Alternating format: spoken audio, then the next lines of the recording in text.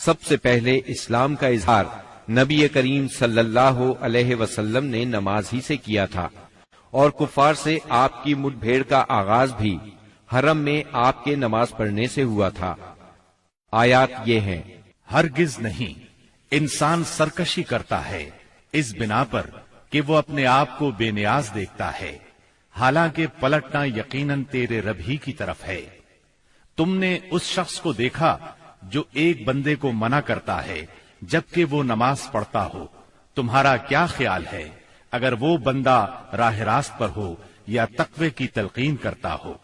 تمہارا کیا خیال ہے اگر یہ منع کرنے والا شخص حق کو جھٹلاتا اور منہ موڑتا ہو؟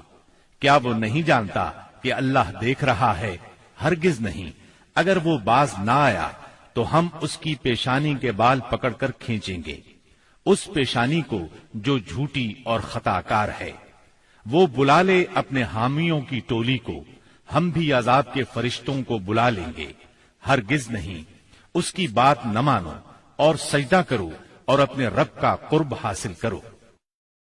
آپ کے چچا ابو لہب کو آپ سے اس حد تک کدورت اور عداوت ہو گئی تھی کہ ہر جگہ آپ کے پیچھے پیچھے جاتا، اور جب بھی آپ کسی سے مخاطب ہوتے تو شور مچا دیتا، غلط ملط باتیں کر کے اس شخص کو بات سننے سے روک دیتا۔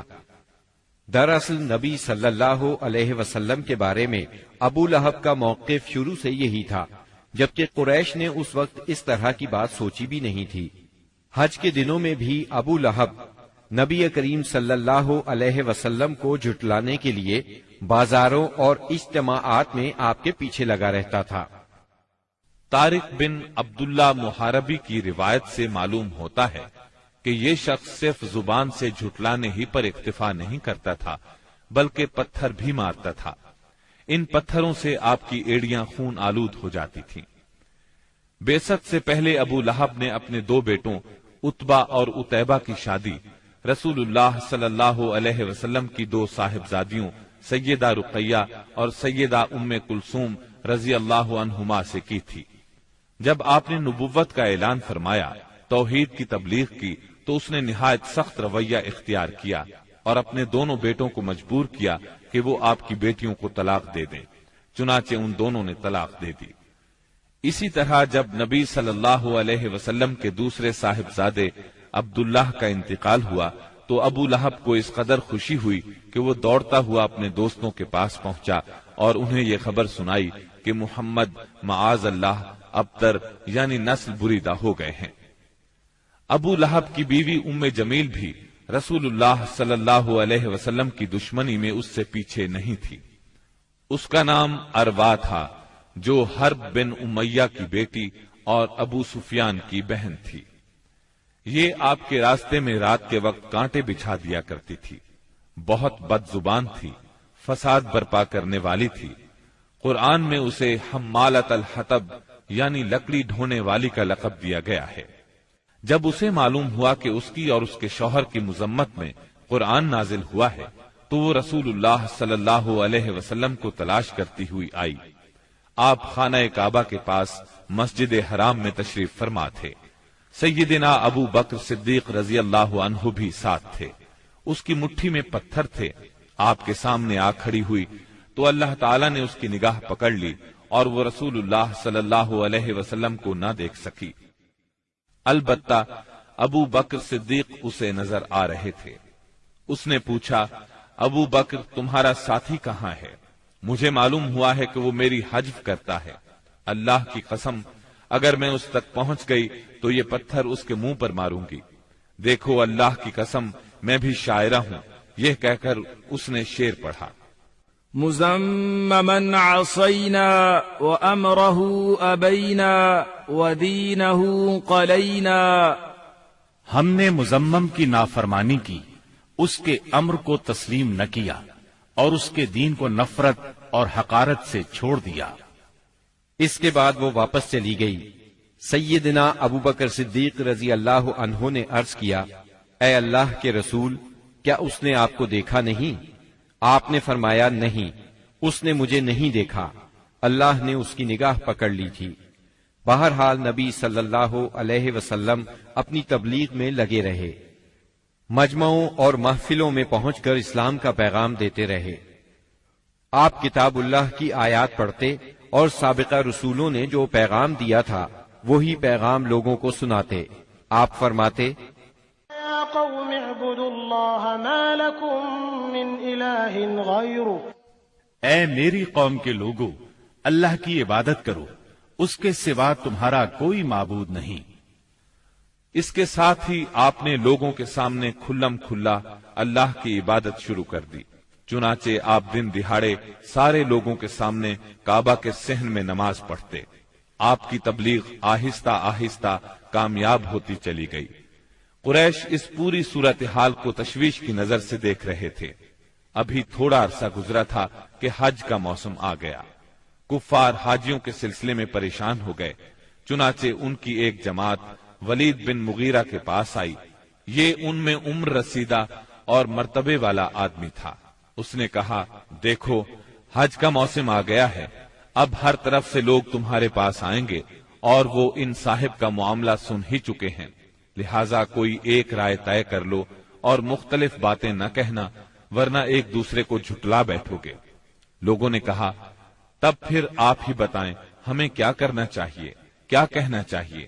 اس نے کہا، نہیں بلکہ تم کہو میں سنوں گا۔ لوگوں نے کہا، اچھا تو ہم ان سے کہیں گے یہ کاہن ہے۔ یہ سن کر ولید بن مغیرہ نے جواب دیا، وہ کاہن نہیں ہے، ہم نے کاہنوں کو دیکھا ہے، اس میں نہ ان جیسی گنگناہٹ ہے نہ تک بندی۔ تب ان لوگوں نے کہا، ہم کہیں گے وہ پاگل ہے۔ ولید بن مغیرہ نے جواب دیا، وہ پاگل بھی نہیں ہے، ہم لوگ پاگل پن کو بھی پہچانتے ہیں، اس میں نہ پاگلوں کسی گھٹن ہے، نہ الٹی سیدھی حرکتیں، نہ بہکی بہکی باتیں۔ لوگوں نے کہا، تب پھر ہم کہیں گے وہ شاعر ہے۔ ولید بن مغیرہ بولا، وہ شاعر بھی نہیں ہے، ہمیں شعر و شاعری کی تمام قسمیں معلوم ہیں، وہ شاعر نہیں ہے۔ وہ بولے، اچھا تو ہم کہیں گے وہ جادوگر ہے۔ ولید بن مغیرہ نے کہا، وہ جادوگر بھی نہیں ہے، ہم نے جادو اور جادوگر سب دیکھے ہیں، اس میں ان جیسی جھاڑ پھونک ہے نہ گرہ بندی۔ انہوں نے کہا، تب پھر آخر ہم ان سے کیا کہیں، کیا بتائیں، یہ کون ہے، کیا ہے؟ اس نے جواب میں کہا، اللہ کی قسم، اس کی بات میں مٹھاس ہے، تازگی ہے، اس کی جڑ پائیدار اور شاخ پھلدار ہے، تم جو بھی کہو گے واضح ہو جائے گا کہ تم نے جھوٹ کہا ہے۔ ویسے زیادہ مناسب یہی ہے کہ تم کہہ دو وہ جادوگر ہے اور اس کی باتوں میں جادو ہے، وہ اس کے ذریعے سے باپ بیٹے میں، بھائی بھائی میں، میاں بیوی میں، آدمی اور اس کے خاندان میں لڑائی کروا دیتا ہے، پھوٹ ڈلوا دیتا ہے۔ چنانچہ یہ بات طے کر کے وہ لوگ وہاں سے اٹھے۔ اب انہوں نے حج کے لیے آنے والوں کی راہوں میں بیٹھنا شروع کیا۔ اب جو بھی ان کے پاس سے گزرتا اسے آپ کے بارے میں بتاتے، انہیں ڈراتے اور کہتے کہ تم لوگ اس شخص کے جال میں نہ آ جانا۔ نتیجہ یہ ہوا کہ لوگوں نے آپ کو دیکھنے اور آپ کی باتیں سننے سے پہلے ہی بچ کر رہنے کی ٹھان لی۔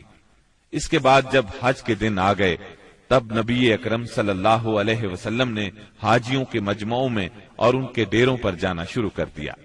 جا کر انہیں اسلام کی طرف بلانا شروع کیا۔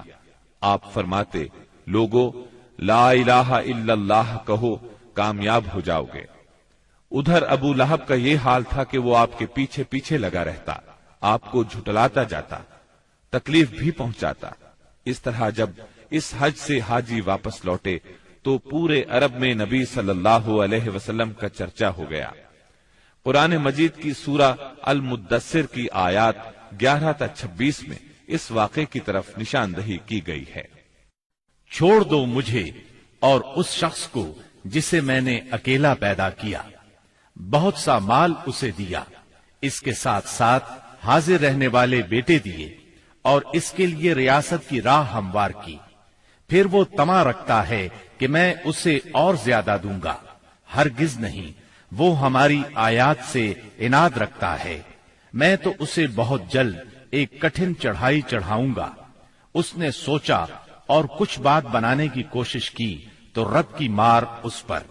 اس نے کیسی بات بنانے کی کوشش کی؟ ہاں، رب کی مار اس پر۔ اس نے کیسی بات بنانے کی کوشش کی؟ پھر لوگوں کی طرف دیکھا، پھر پیشانی سکیڑی اور منہ بنایا، پھر پلٹا اور تکبر میں پڑ گیا۔ آخر کار بولا کہ یہ کچھ نہیں ہے مگر ایک جادو جو پہلے سے چلا آ رہا ہے، یہ تو ایک انسانی کلام ہے، بہت جلد میں اسے دوزخ میں پھینک دوں گا۔ اسلام کی اشاعت بڑھ رہی تھی، لیکن اس کے ساتھ ساتھ قریش کا ظلم و ستم بھی شدید سے شدید تر ہوتا جا رہا تھا۔ پھر آپ ایک مخلص صحابی ارقم بن ابی ارقم رضی اللہ عنہ کے گھر میں تبلیغ کا کام کرنے لگے، یعنی وہ گھر آپ کی تبلیغ کا مرکز ٹھہرا۔ مسلمانوں کو اسلامی تحریک کے سب سے پہلے مرکز دار ارقم کا علم تھا، چنانچہ کوئی اجنبی شخص مسلمان ہونے کے لیے آتا تو اہل اسلام اسے بھی دار ارقم پہنچا دیا کرتے تھے۔ قریش کی سختیاں اور حالات جب ناقابل برداشت ہو گئے تو آپ نے اپنے اصحاب سے فرمایا، حبشہ کا بادشاہ اسہمہ نجاشی ایک انصاف پسند حکمران ہے اور اس کے ملک میں کسی پر ظلم نہیں ہوتا، لہذا تم حبشہ کی طرف ہجرت کر جاؤ۔ اس ہدایت کے مطابق رجب 5 نبوت میں صحابہ کرام کے پہلے قافلے نے ہجرت کی۔ اس میں 12 مرد اور 4 عورتیں تھیں اور ان کے امیر سیدنا عثمان بن عفان رضی اللہ عنہ تھے۔ ان کے ساتھ ان کی زوجہ محترمہ سیدہ رقیہ رضی اللہ عنہا تھی۔ یہ نبی اکرم صلی اللہ علیہ وسلم کی صاحبزادی تھی اور یہ سیدنا ابراہیم علیہ السلام اور سیدنا لوط علیہ السلام کے بعد پہلا گھرانہ تھا جس نے اللہ کے راستے میں ہجرت کی تھی۔ یہ لوگ رات کی تاریکی میں خاموشی سے نکلے اور جدہ کے جنوب میں واقع بحر احمر کی بندرگاہ شعیبہ کا رخ کیا۔ خوش قسمتی سے وہاں 2 تجارتی جہاز موجود تھے۔ یہ لوگ ان پر سوار ہو کر حبشہ پہنچ گئے۔ ادھر قریش کو ان کی روانگی کا علم ہوا تو مارے غیظ و غضب کے ان کا برا حال ہو گیا۔ فوراً آدمی دوڑائے گئے تاکہ ان حضرات کو پکڑا جا سکے اور خوب سزا دی جا سکے، یہاں تک کہ وہ اللہ کا دین چھوڑ دے۔ لیکن ان کے ساحل تک پہنچنے سے پہلے مسلمان سمندر میں دور جا چکے تھے، لہذا یہ لوگ ساحل سے نامراد واپس آ گئے۔ اس ہجرت کے کوئی 2 ماہ بعد رمضان 5 نبوت میں ایک روز رسول اللہ صلی اللہ علیہ وسلم مسجد حرام میں تشریف لائے۔ اس وقت وہاں قریش کے بہت سارے لوگ موجود تھے، ان میں ان کے سردار اور بڑے بڑے لوگ بھی تھے۔ آپ نے ان کے درمیان کھڑے ہو کر سورہ نجم کی تلاوت شروع کر دی۔ ایسا نفیس کلام انہوں نے پہلے کبھی نہیں سنا تھا۔ اب جو ان کے کانوں میں گونجا تو بے خود ہو گئے، دم بخود ہو کر سنتے رہ گئے، اس طرح خاموش اور ساکت ہو گئے کہ آپ کو روکنے کا ہوش بھی نہ رہ گیا۔ بلکہ سورت کے آخر میں جب ڈانٹ ڈپٹ والی آیات آئیں تو ان کے دل کانپ گئے، ہوش اڑ گئے، اور جو ہی آپ نے یہ حکم سنایا کہ فَاسْجُدُوا لِلَّهِ وَاعْبُدُوا، یعنی اللہ کے لیے سجدہ کرو اور اس کی عبادت کرو، تو سب کے سب سجدہ ریز ہو گئے۔ کسی کو اس حکم ربانی سے سرتابی کا یارہ نہ رہا۔ امام بخاری رحمت اللہ علیہ نے سیدنا عبداللہ بن مسعود رضی اللہ عنہ سے روایت کی ہے کہ نبی صلی اللہ علیہ وسلم نے سورہ نجم پڑھی، پھر سجدہ کیا تو قوم کا کوئی فرد نہ بچا جس نے سجدہ نہ کیا ہو۔ ایک آدمی نے ایک مٹھی کنکری یا مٹی کی لی اور اس کو اپنے چہرے کے اوپر تک لے گیا اور کہا، میرے لیے یہی کافی ہے۔ بعد میں نے دیکھا کہ وہ حالت کفر میں مارا گیا۔ یہ امیہ بن خلف تھا جو بدر کے دن مارا گیا۔ گویا اس وقت جتنے لوگ تھے ان میں سے بس ایک امیہ بن خلف ایسا تھا جس نے مکمل طور پر سجدہ نہیں کیا، البتہ ایک مٹھی میں کنکریاں لے کر اپنی پیشانی تک لے گیا۔ اس نے سجدہ کرنے والوں کا بس اس حد تک ساتھ دیا تھا۔ اس واقعے کی خبر حبشہ پہنچ گئی، یعنی تمام قریش کے سجدہ کرنے کی خبر۔ اس پر مسلمانوں نے سمجھا کہ وہ سب کے سب مسلمان ہو گئے ہیں۔ وہ سب خوشی خوشی ماہ شوال میں مکے کی طرف روانہ ہو گئے، لیکن جب مکے کے اس قدر قریب پہنچ گئے کہ ایک دن سے بھی کم وقت کی مسافت باقی رہ گئی، تب انہیں اصل بات کا پتہ چلا۔ اس پر کچھ لوگ تو وہیں سے واپس حبشہ چلے گئے اور کچھ چھپ چھپا کر یا کسی کی پناہ لے کر مکہ آ گئے۔ اس کے بعد مسلمانوں پر قریش کی سختیاں اور زیادہ بڑھ گئیں، کیونکہ ایک طرف تو انہوں نے بے خودی میں مسلمانوں کے ساتھ سجدہ کر دیا تھا، اس کا انہیں بہت پچھتاوا تھا، دوسری طرف مسلمانوں کے ساتھ نجاشی بہت اچھا سلوک کر رہا تھا، اس کی انہیں جلن اور کڑھن تھی۔ اس لیے رسول اللہ صلی اللہ علیہ وسلم نے فرمایا، تم لوگ دوبارہ حبشہ ہجرت کر جاؤ۔ چنانچہ اس مرتبہ 82 یا 83 مرد اور 18 یا 19 عورتوں نے ہجرت کی، اور ظاہر ہے یہ ہجرت پہلی ہجرت کی نسبت زیادہ مشکل تھی، کیونکہ اب قریش چوکنے تھے، مسلمانوں کی نقل و حرکت پر ان کی نظر تھی۔ یہ اور بات ہے کہ مسلمان ان سے زیادہ چوکنے، با حکمت اور ٹھوس قدم اٹھانے والے ثابت ہوئے، اور ان کی تمام تر پکڑ دھکڑ کے باوجود حبشہ کی طرف نکلنے میں کامیاب ہو گئے۔ اس ہجرت سے قریش کے گھر گھر میں کوہرام مچ گیا، کیونکہ قریش کے بڑے چھوٹے خاندانوں میں سے کوئی ایسا نہیں تھا جس کے چشم و چراغ ان مہاجرین میں شامل نہ ہو۔ کسی کا بیٹا گیا تھا تو کسی کا داماد، کسی کی بیٹی گئی تھی تو کسی کا بھائی اور کسی کی بہن۔ ابو جہل کے بھائی سلمہ بن حشام، اس کے چچا زاد 2 بھائی، اس کی چچا زاد بہن ام سلمہ، ابو سفیان کی بیٹی ام حبیبہ، عتبہ کے بیٹے اور ہند جگر خور کے سگے بھائی ابو حذیفہ، سہیل بن عمرو کی بیٹی سہلہ، عثمان بن عفان، ان کی اہلیہ رقیہ بنت رسول اللہ صلی اللہ علیہ وسلم، زبیر بن عوام، مصعب بن عمیر، عبد الرحمن بن عوف، ابو سلمہ مخزومی، عثمان بن مظعون، جعفر بن ابی طالب اور ان کی زوجہ اسما بنت امیس رضی اللہ عنہم وغیرہ۔ اس طرح قریب قریب تمام سرداران قریش اور مشہور دشمنان اسلام کے جگر گوشے دین کی خاطر گھر بار چھوڑ کر نکل کھڑے ہوئے تھے۔ اس لیے کوئی گھرانہ ایسا نہ تھا جو اس واقعے سے متاثر نہ ہوا ہو۔ قریش پر یہ بات بہت گراں گزری کہ مسلمان ان سے بچ کر ایک ایسی جگہ جا پہنچے ہیں جہاں ان کی جان اور مال کو کوئی خطرہ نہیں ہے۔ چنانچہ انہوں نے ان حضرات کی واپسی کا منصوبہ تیار کیا۔ عمرو بن عاص اور عبداللہ بن ربیہ کو حبشہ بھیجا۔ یہ دونوں اس وقت مشرک تھے۔ انہوں نے حبشہ پہنچ کر منصوبے کے مطابق سب سے پہلے پادریوں سے ملاقاتیں کی اور انہیں تحفے تحائف دیے، پھر بااثر انداز میں دلیل دے کر اپنی آمد کا مقصد بتایا۔ انہوں نے ان کا ساتھ دینے کا وعدہ کر لیا۔ اس کے بعد یہ دونوں نجاشی کے پاس آئے، اسے بھی تحائف پیش کیے، پھر اصل مقصد کی بات شروع کی۔ انہوں نے کہا، اے بادشاہ، آپ کے ملک میں ہمارے کچھ ناسمجھ لوگ بھاگ آئے ہیں، انہوں نے اپنی قوم کا دین چھوڑ دیا ہے اور آپ کے دین میں بھی داخل نہیں ہوئے، بلکہ ایک نیا دین ایجاد کیا ہے، اس کو ہم جانتے ہیں نہ آپ، اس لیے ہمیں آپ کی خدمت میں ان کی قوم کے بڑوں یعنی ان کے والدین، چچاؤں اور ان کے قبیلے کے لوگوں نے بھیجا ہے تاکہ آپ انہیں واپس بھیج دیں، کیونکہ وہ لوگ ان پر نگران ہیں اور ان کی خامی اور خرابی کو سب سے اچھی طرح سمجھتے ہیں۔ جب ان کی یہ بات پوری ہو گئی تو منصوبے کے مطابق پادریوں نے بھی ان کی تائید کی، ہاں میں ہاں ملائی۔ نجاشی نے ان کی باتیں غور سے سنی، لیکن سوچے سمجھے اور دیکھے بھالے بغیر فیصلہ نہیں کیا۔ اس نے سوچا دوسرے فریق کی بھی بات سنی جائے کہ وہ کیا کہتے ہیں، تبھی حق واضح ہو سکے گا۔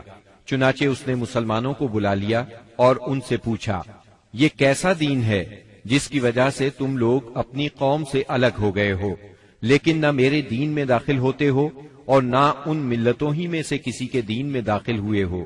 اس کے جواب میں سیدنا جعفر بن ابی طالب رضی اللہ عنہ نے فرمایا، اے بادشاہ، ہم جاہلیت والی قوم تھے، بتوں کو پوجتے تھے، مردار کھاتے تھے، برائیاں کرتے تھے، قرابت داروں سے ناتا توڑتے تھے، پڑوسیوں سے بدسلوکی کرتے تھے، ہم میں جو طاقتور ہوتا تھا وہ ہمارے کمزور کو کھا جاتا تھا۔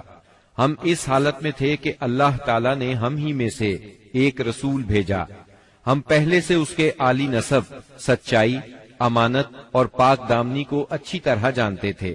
اس نے ہمیں اللہ تعالیٰ کی طرف بلایا کہ ہم اسے ایک مانیں اور اسی کی عبادت کریں، اور اس کے سوا ہمارے باپ دادا جن بتوں اور پتھروں کو پوجتے رہے تھے انہیں چھوڑ دیں۔ اس نے ہمیں سچ بولنے، امانت ادا کرنے، قرابت جوڑنے، پڑوسی سے اچھا سلوک کرنے، حرام کاری اور خون ریزی سے باز رہنے کا حکم دیا۔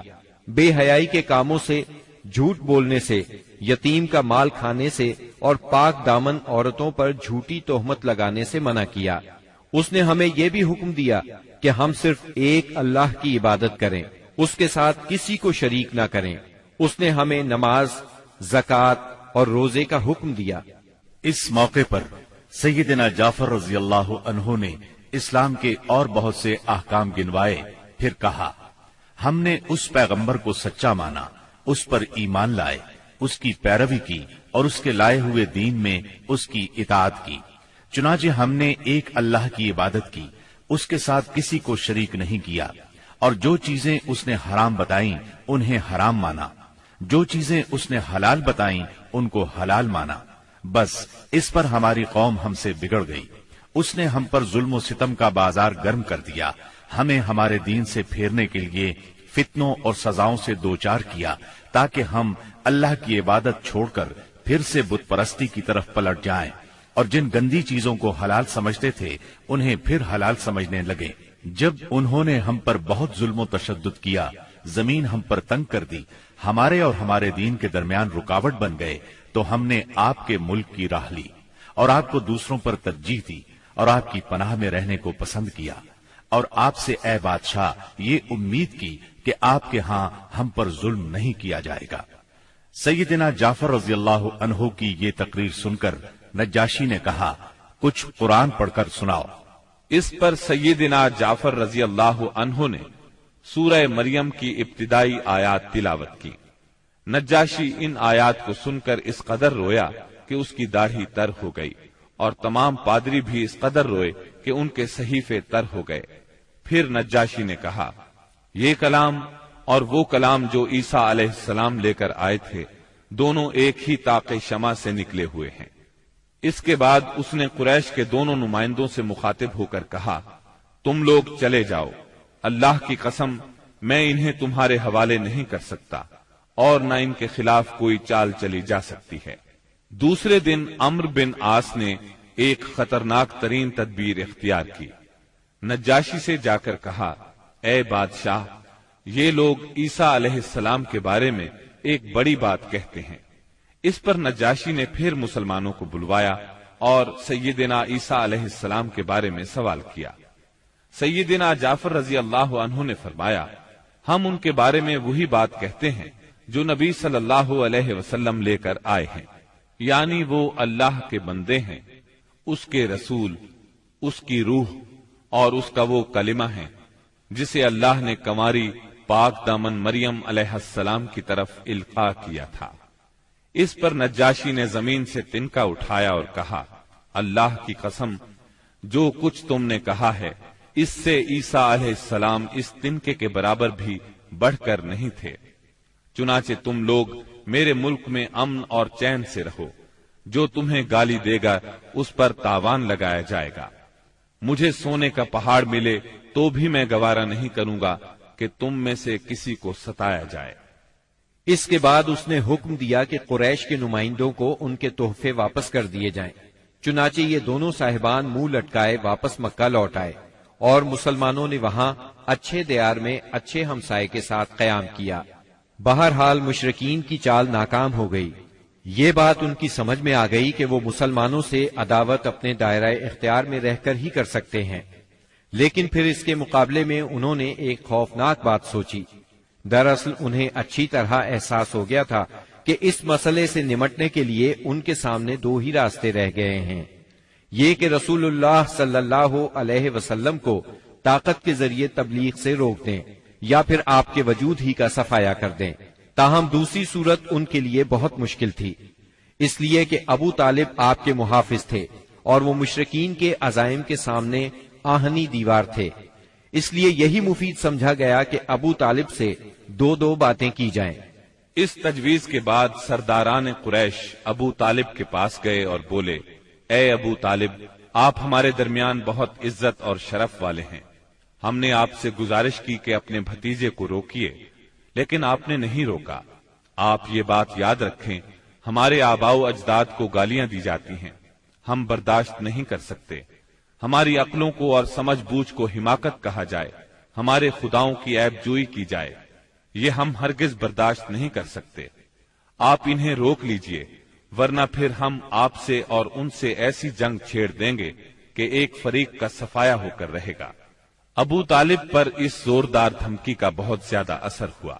انہوں نے رسول اللہ صلی اللہ علیہ وسلم کو بلا کر کہا، بھتیجے، تمہاری قوم کے لوگ میرے پاس آئے تھے اور ایسی ایسی باتیں کہہ گئے ہیں، اب مجھ پر اور خود اپنے آپ پر رحم کرو، اس معاملے میں مجھ پر اتنا بوجھ نہ ڈالو جو میرے بس سے باہر ہے۔ یہ سن کر رسول اللہ صلی اللہ علیہ وسلم نے خیال فرمایا کہ اب ان کے چچا بھی ان کا ساتھ چھوڑ رہے ہیں، وہ بھی ان کی مدد نہیں کریں گے، قریش کے مقابلے میں کمزور پڑ گئے ہیں۔ اس لیے آپ صلی اللہ علیہ وسلم نے فرمایا، چچا جان، اللہ کی قسم، اگر یہ لوگ میرے دائیں ہاتھ پر سورج اور بائیں ہاتھ پر چاند رکھ دیں کہ میں اس کام کو اس حد تک پہنچائے بغیر چھوڑ دوں کہ اللہ اسے غالب کر دے یا میں اسی راہ میں ہلاک ہو جاؤں، تب بھی میں نہیں چھوڑوں گا۔ ان الفاظ کے ساتھ ہی آپ کی آنکھوں میں آنسو آ گئے اور وہاں سے اٹھ گئے۔ واپس جانے لگے تو ابو طالب نے پکارا اور سامنے آ کر کہا، بھتیجے جاؤ، جو چاہو کہو کرو، اللہ کی قسم میں تمہیں کبھی بھی کسی بھی وجہ سے نہیں چھوڑ سکتا۔ پھر یہ اشعار کہے، والله لن يصلوا إليك بجمعهم حتى أوسد في التراب دفينا فاصدع بأمرك ما عليك غضاضة وأبشر وقر بذاك منك عيونا۔ اللہ کی قسم، وہ لوگ تم تک اپنی جمعیت سمیت بھی ہرگز نہیں پہنچ سکتے یہاں تک کہ میں مٹی میں دفن کر دیا جاؤں۔ تم اپنی بات کھلم کھلا کہو، تم پر کوئی قید نہیں، تم خوش ہو جاؤ اور تمہاری آنکھیں اس سے ٹھنڈی ہو جائیں۔ سابقہ دھمکی کے باوجود جب قریش نے دیکھا کہ رسول اللہ صلی اللہ علیہ وسلم اپنا کام کیے جا رہے ہیں تو وہ جان گئے کہ ابو طالب رسول اللہ صلی اللہ علیہ وسلم کو نہیں چھوڑ سکتے، بلکہ اس بارے میں قریش سے جدا ہونے اور ان سے دشمنی مول لینے تک کو تیار ہیں، تو وہ لوگ ولید بن مغیرہ کے لڑکے عمارہ کو ساتھ لے کر ابو طالب کے پاس پہنچے اور ان سے یوں عرض کیا، اے ابو طالب، یہ قریش کا سب سے بانکا اور خوبصورت جوان ہے، آپ اسے لے لیں، اس کی دیت اور نصرت کے آپ حقدار ہوں گے، آپ اسے اپنا لڑکا بنا لیں، یہ آپ کا ہوگا، آپ اپنے بھتیجے کو ہمارے حوالے کر دیں، اس بھتیجے کو جس نے آپ کے آبا و اجداد کے دین کی مخالفت کی ہے، آپ کی قوم کا شیرازہ منتشر کر رکھا ہے اور ان کی عقلوں کو حماقت سے دوچار بتلایا ہے، ہم اسے قتل کریں گے، بس یہ ایک آدمی کے بدلے میں ایک آدمی کا حساب ہے۔ ابو طالب نے اس پر ان سے کہا، اللہ کی قسم، کتنا برا سودا ہے جو تم مجھ سے کر رہے ہو، تم اپنا بیٹا مجھے دیتے ہو کہ میں اسے کھلاؤں پلاؤں اور پالوں پوسوں، جبکہ میرا بیٹا مجھ سے طلب کرتے ہو کہ اسے قتل کر دو، اللہ کی قسم یہ نہیں ہو سکتا۔ اس پر نوفل بن عبد مناف کا پوتا متم بن عدی بولا، اللہ کی قسم، اے ابو طالب، تم سے تمہاری قوم نے انصاف کی بات کہی ہے اور جو صورت تمہیں ناگوار ہے اس سے بچنے کی کوشش کی ہے، لیکن میں دیکھتا ہوں کہ تم ان کے سلسلے میں کسی بات کو قبول نہیں کرنا چاہتے۔ اس کی بات کے جواب میں ابو طالب نے کہا، اللہ کی قسم، تم لوگوں نے میرے ساتھ انصاف کی بات نہیں کی، بلکہ تم بھی میرا ساتھ چھوڑ کر میرے مخالف لوگوں کی مدد پر تلے بیٹھے ہو، اگر یہی بات ہے تو ٹھیک ہے، جو چاہو کرو۔ اس گفتگو کی ناکامی کے بعد قریش کا ظلم و ستم حد سے بڑھ گیا، تکالیف دینے کا سلسلہ پہلے سے کئی گنا زیادہ اور سخت تر ہو گیا۔ انہی دنوں قریش کے سرکشوں کے دماغوں میں نبی صلی اللہ علیہ وسلم کے خاتمے کی ایک تجویز ابھری، لیکن یہ تجویز بھی ان کے خلاف گئی۔ اس تجویز کی بنا پر مکے کے دو نامور اور سرفروش یعنی سیدنا حمزہ اور سیدنا عمر بن خطاب رضی اللہ عنہما اسلام لائے اور ان کے ذریعے سے اسلام کو خوب طاقت ملی۔ ظلم و ستم کے طویل ترین سلسلے کے صرف ایک دو نمونے آپ کو سنائے جاتے ہیں۔ ایک روز ابو لہب کا بیٹا عتیبہ رسول اللہ صلی اللہ علیہ وسلم کے پاس آیا اور بولا، میں والنجم اذا ہوا اور ثم دنا فتدلی کا انکار کرتا ہوں، یعنی اس نے قرآن کی ان آیات کے بارے میں کہا کہ میں ان کا انکار کرتا ہوں۔ پھر آپ پر حملہ آور ہوا، آپ کا کرتا پھاڑ ڈالا، آپ کے چہرہ مبارک پر تھوکنے کی کوشش کی، لیکن اس کا تھوک آپ کے چہرہ مبارک تک نہ آ سکا۔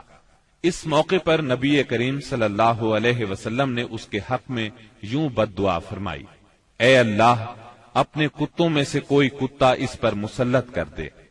رسول اللہ صلی اللہ علیہ وسلم کی یہ بد دعا قبول ہوئی، اور وہ اس طرح کہ ایک مرتبہ عتیبہ قریش کے کچھ لوگوں کے ساتھ سفر پر گیا۔ قافلے نے ملک شام کے مقام زرقاء میں پڑاؤ ڈالا تو رات کے وقت ایک شیر قافلے کے نزدیک آیا۔ اس نے پورے قافلے کے گرد چکر لگایا۔ عتیبہ نے اس شیر کو دیکھا تو بولا: ہائے میری تباہی، اللہ کی قسم یہ مجھے کھا جائے گا۔ محمد نے مجھے بد دعا دی تھی، دیکھو میں شام میں ہوں، اس نے مکے میں رہتے ہوئے مجھے مار ڈالا۔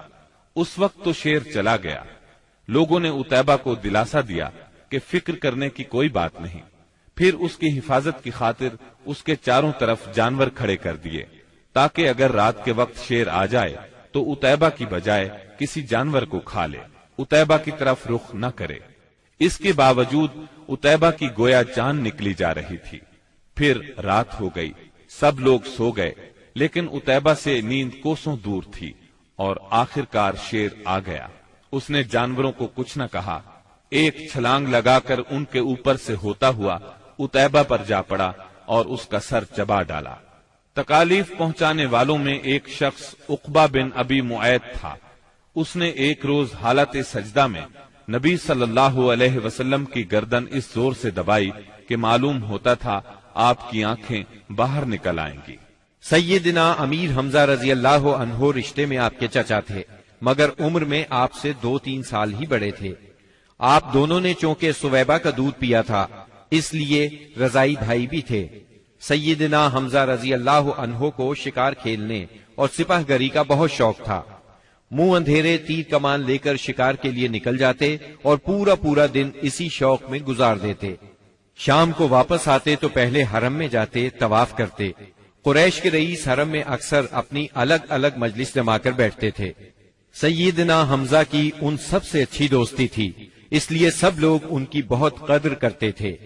ایک روز نبی اکرم صلی اللہ علیہ وسلم کوہ صفا پر بیٹھے تھے، اتنے میں ابو جہل آیا اور آپ کو دیکھتے ہی آگ بگولا ہو گیا۔ آپ کو گالیاں دینے لگا، آپ خاموش رہے۔ اس خاموشی سے اس کا پارا اور چڑھ گیا۔ اس نے ایک پتھر اٹھایا اور آپ کے سر پر دے مارا۔ آپ کا سر زخمی ہو گیا، خون بہنے لگا۔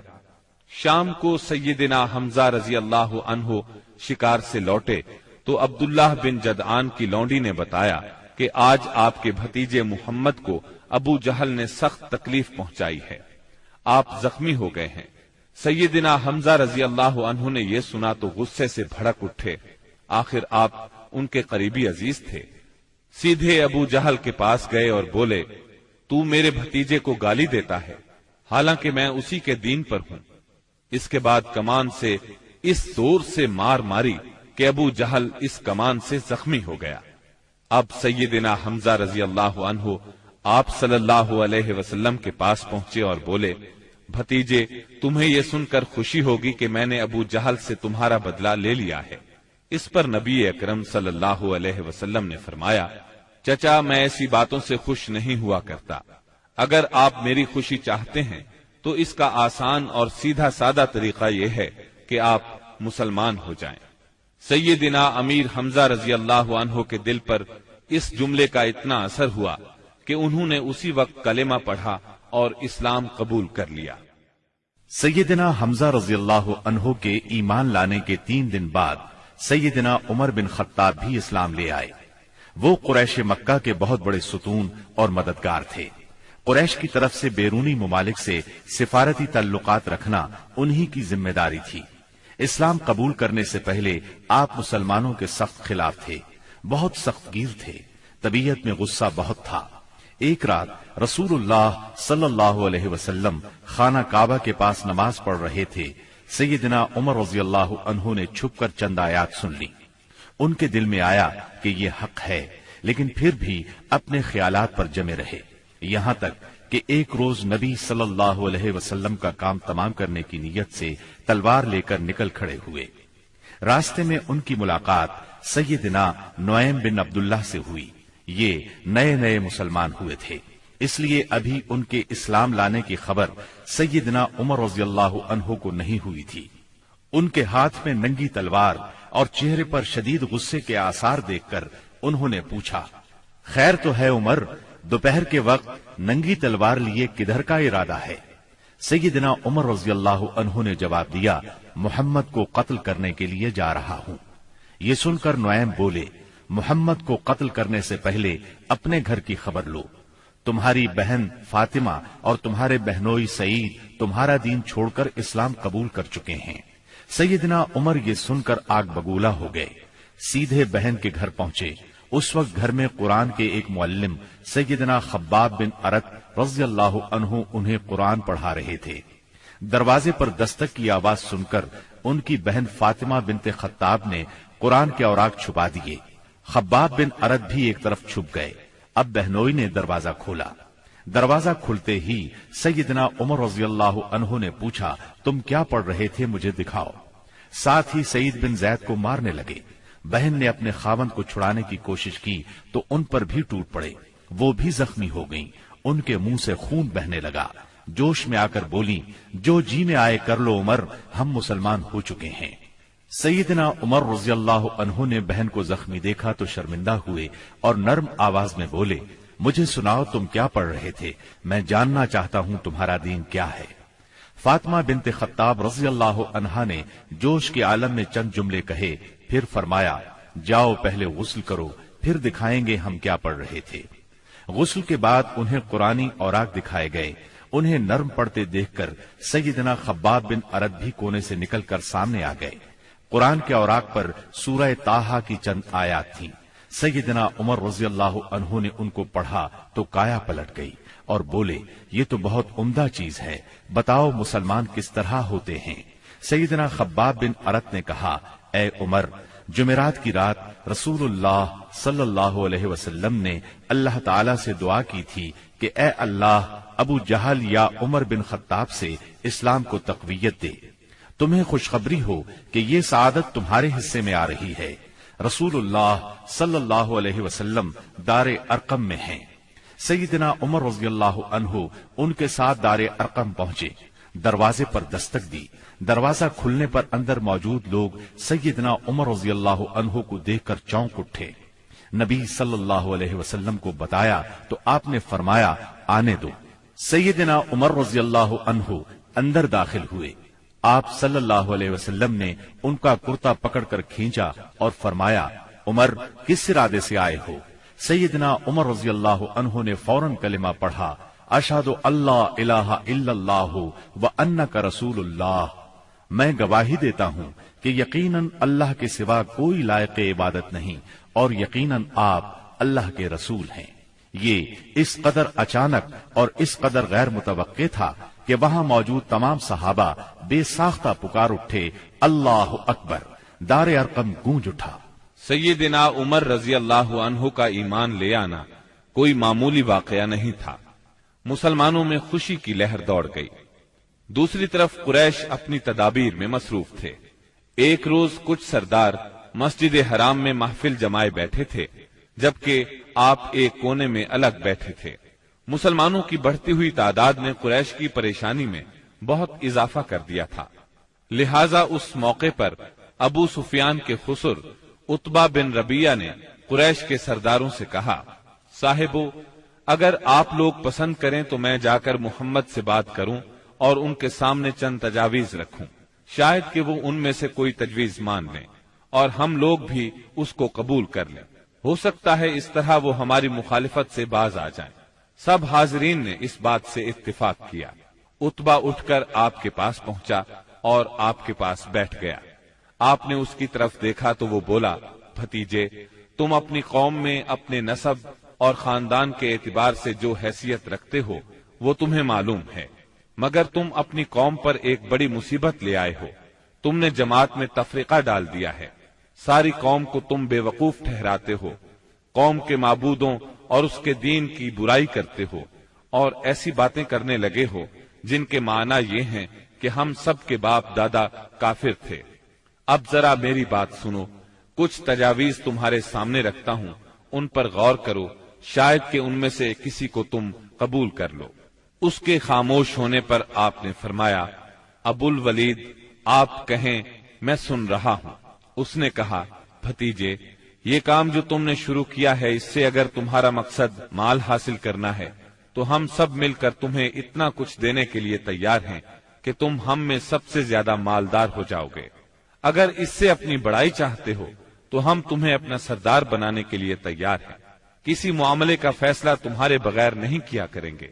اگر بادشاہت ہی چاہتے ہو تو ہم تمہیں اپنا بادشاہ بنا لیتے ہیں، اور اگر تم پر کوئی جن آتا ہے جسے تم خود دور کرنے پر قادر نہیں ہو تو ہم بہترین طبیبوں سے اپنے خرچ پر تمہارا علاج کروا دیتے ہیں۔ عتبہ یہ باتیں کرتا رہا، آپ خاموشی سے سنتے رہے۔ جب وہ اپنی کہہ چکا تب آپ نے فرمایا، اچھا اب میری سنو۔ اس کے بعد آپ نے بسم اللہ الرحمن الرحیم پڑھ کر سورہ حامیم السجدہ کی تلاوت شروع کی۔ عتبہ اپنے دونوں ہاتھ پیچھے زمین پر ٹکائے سنتا رہا۔ جب آپ نے آیت سجدہ یعنی آیت نمبر 38 پر پہنچ کر سجدہ کیا، پھر سر اٹھا کر فرمایا، اے ابو الولید، میرا جواب آپ نے سن لیا، اب آپ جانیں اور آپ کا کام۔ ان آیات مبارکہ کا ترجمہ بھی آپ سن لیں جو رسول صلی اللہ علیہ وسلم نے عتبہ کے سامنے اس کی باتوں کے جواب میں پڑھی۔ شروع اللہ کے نام سے جو بہت مہربان نہایت رحم والا ہے۔ حامیم، یہ اتاری ہوئی ہے بڑے مہربان بہت رحم والے کی طرف سے۔ ایسی کتاب ہے جس کی آیتوں کی واضح تفصیل کی گئی ہے، اس حال میں کہ قرآن عربی زبان میں ہے، اس قوم کے لیے جو جانتی ہے۔ خوشخبری سنانے والا اور ڈرانے والا ہے، پھر بھی ان میں سے اکثر نے منہ پھیر لیا اور وہ سنتے ہی نہیں۔ اور انہوں نے کہا کہ تو جس کی طرف ہمیں بلا رہا ہے، ہمارے دل تو اس سے پردے میں ہیں اور ہمارے کانوں میں گرانی ہے، اور ہم میں اور تجھ میں ایک حجاب ہے۔ اچھا تو اپنا کام کیے جا، ہم بھی یقیناً کام کرنے والے ہیں۔ آپ کہہ دیجئے کہ میں تو تم ہی جیسا انسان ہوں، مجھ پر وحی نازل کی جاتی ہے کہ تم سب کا معبود ایک اللہ ہی ہے، سو تم اس کی طرف متوجہ ہو جاؤ اور اس سے گناہوں کی معافی چاہو، اور ان مشرکوں کے لیے بڑی ہی خرابی ہے جو زکوٰۃ نہیں دیتے اور آخرت کے بھی منکر ہی رہتے ہیں۔ بے شک جو لوگ ایمان لائیں اور بھلے کام کریں ان کے لیے نہ ختم ہونے والا اجر ہے۔ آپ کہہ دیجئے کہ کیا تم اس اللہ کا انکار کرتے ہو اور تم اس کے شریک مقرر کرتے ہو جس نے 2 دن میں زمین پیدا کر دی۔ سارے جہانوں کا پروردگار وہی ہے، اور اس نے زمین میں اس کے اوپر سے پہاڑ گاڑ دیے اور اس میں برکت رکھ دی، اور رہنے والوں کی غذاؤں کی تجویز بھی اسی میں کر دی، صرف 4 دن میں، ضرورت مندوں کے لیے یکساں طور پر۔ پھر آسمان کی طرف متوجہ ہوا اور وہ دھواں سا تھا، پس اسے اور زمین سے فرمایا کہ تم دونوں خوشی سے آؤ یا ناخوشی سے۔ دونوں نے عرض کیا ہم بخوشی حاضر ہیں۔ پس 2 دن میں 7 آسمان بنا دیے اور ہر آسمان میں اس کے مناسب وحی بھیج دی، اور ہم نے آسمان دنیا کو چراغوں سے زینت دی اور نگہبانی کی۔ یہ تدبیر اللہ غالب و دانا کی ہے۔ اب بھی یہ روگرداں ہوں تو کہہ دیجئے کہ میں تمہیں اس کڑک سے ڈراتا ہوں جو مثل عادیوں اور سمودیوں کی کڑک کے ہوگی۔ حبشہ میں قریش بری طرح ناکام ہو گئے۔ دوسری طرف وہاں شاہ حبشہ نے مسلمانوں کے ساتھ اعلیٰ ترین سلوک کیا، انہیں وہاں رہنے کی کھلی آزادی دی۔ ادھر مکہ معظمہ میں سیدنا حمزہ اور سیدنا عمر بن خطاب رضی اللہ عنہما نے اسلام قبول کر لیا۔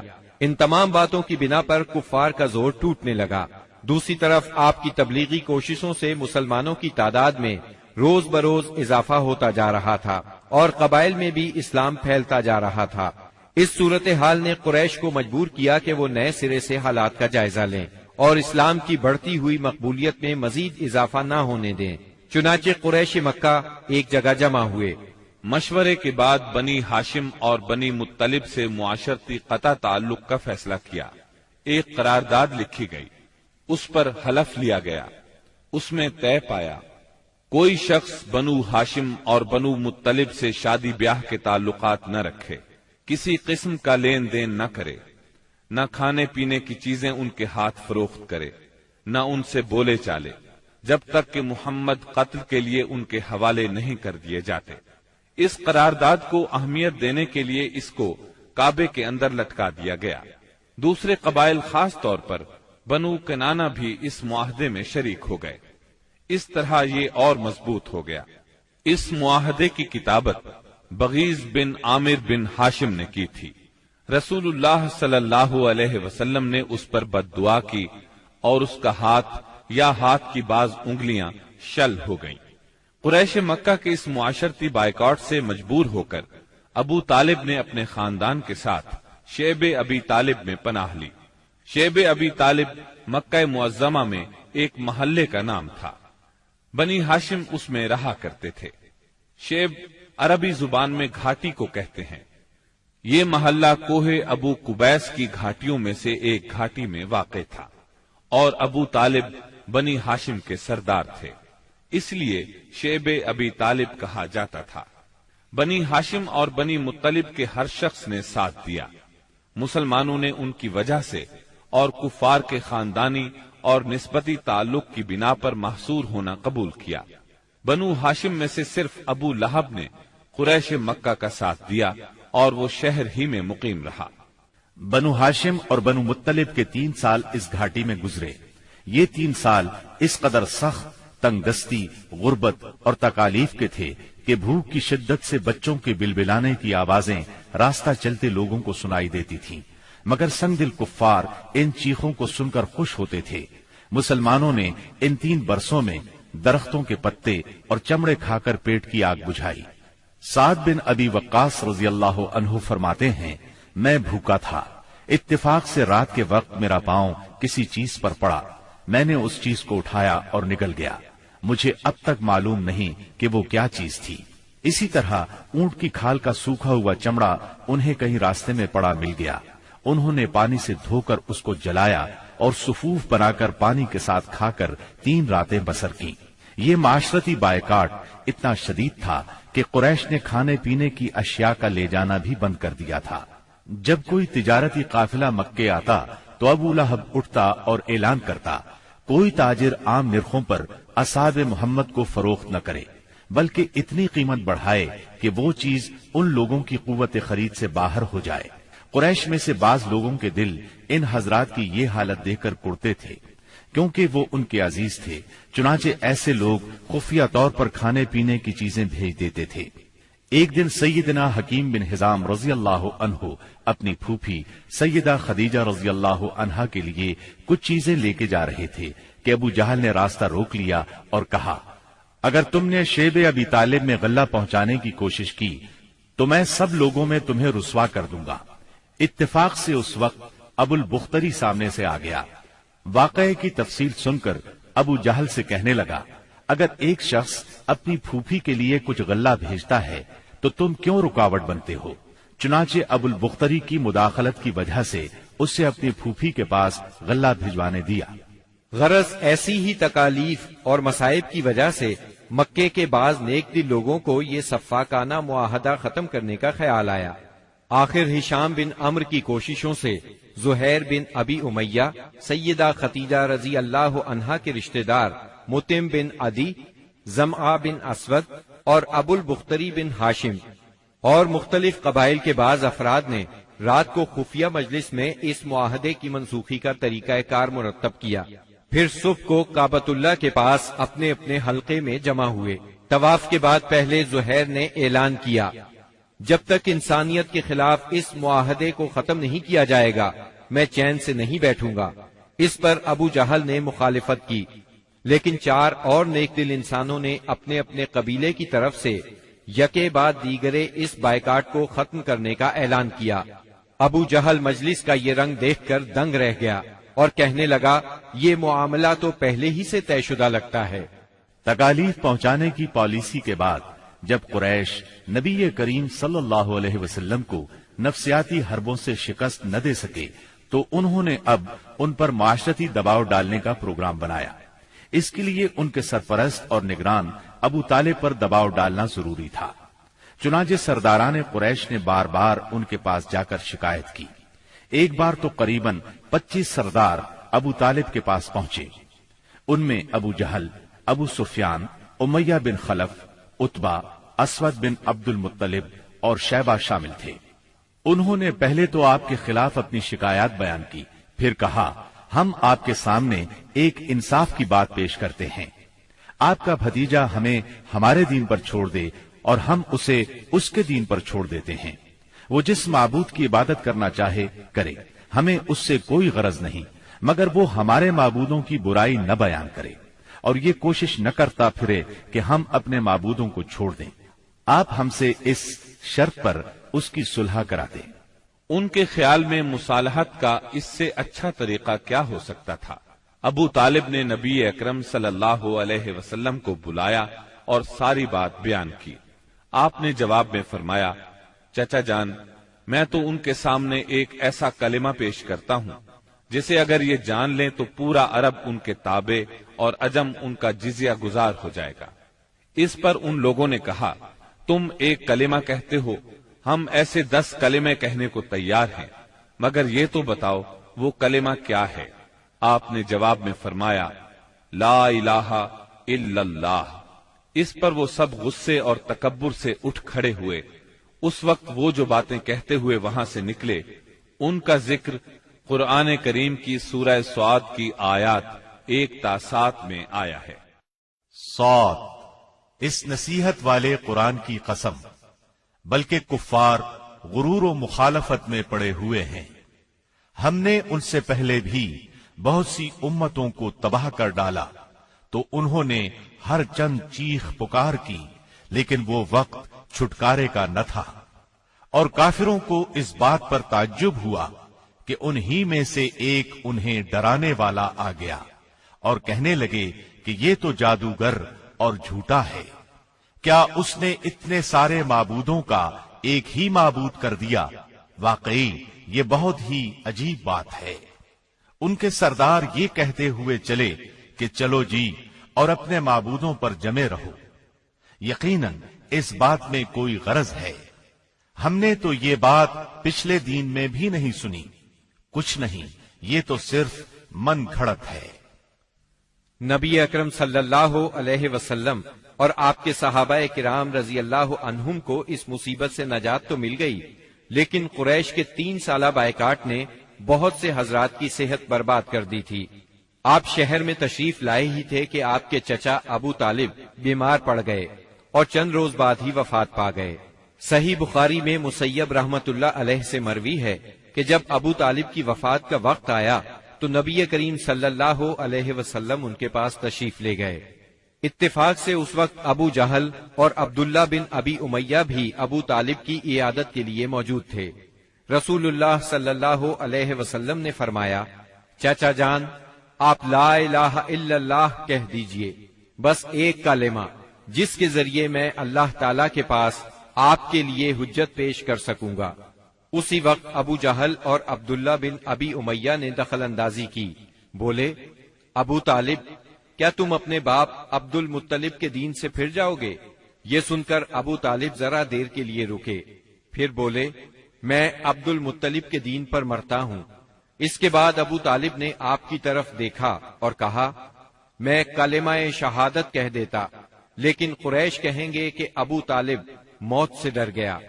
ये सुनकर आपने फरमाया, मैं आपके लिए मगफिरत की दुआ करता रहूंगा जब तक अल्लाह मुझे ऐसा करने से मना न कर दे। इस पर सूरह तौबा की आयत 113 नाजिल हुई।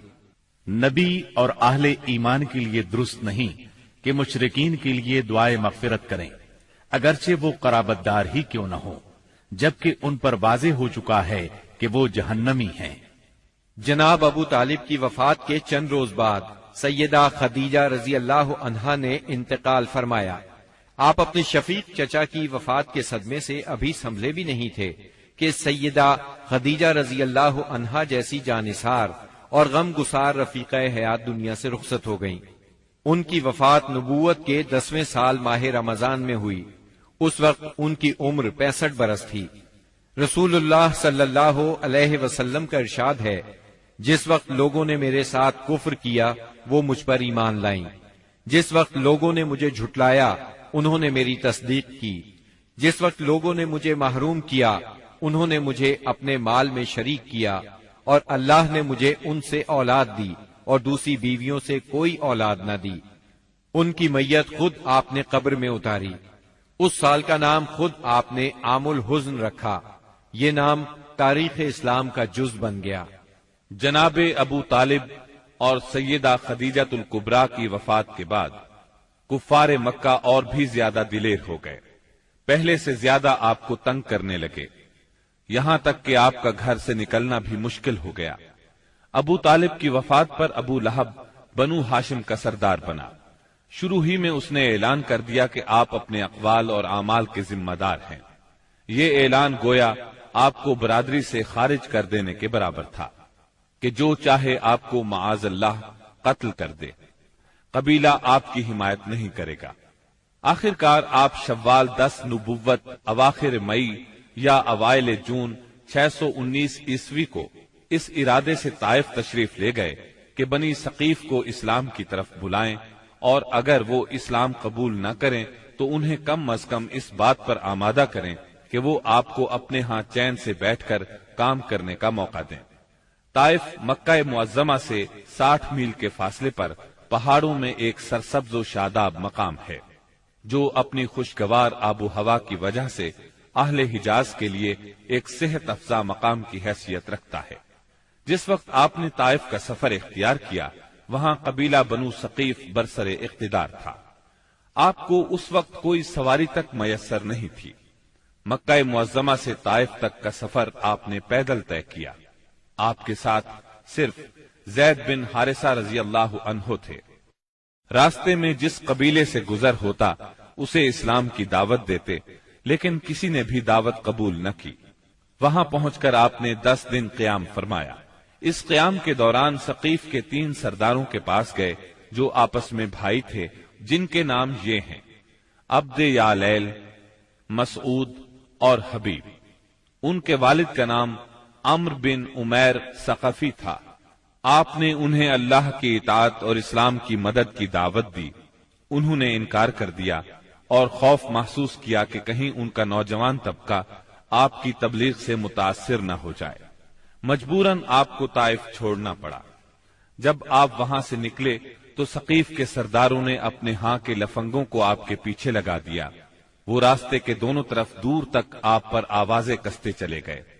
انہوں نے گالیاں بھی دی اور پتھر بھی مارے۔ اس قدر پتھر مارے کہ آپ زخموں سے چور ہو گئے اور اس قدر خون نکلا۔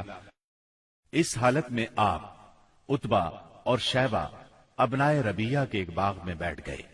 یہ باغ طائف سے 3 میل کے فاصلے پر واقع تھا۔ باغ میں ایک دیوار سے ٹیک لگا کر انگور کی بیل کے سائے میں بیٹھ گئے۔ جو کچھ پیش آیا اس پر سوچ بچار کر رہے تھے۔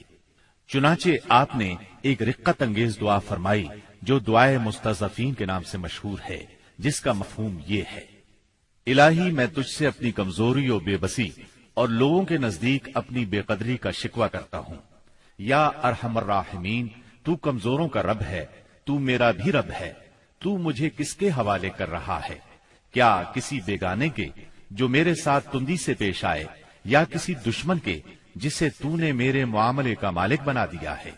اگر مجھ پر تیرا غضب نہیں ہے تو کوئی پرواہ نہیں، لیکن تیری عافیت میرے لیے زیادہ کشادہ ہے۔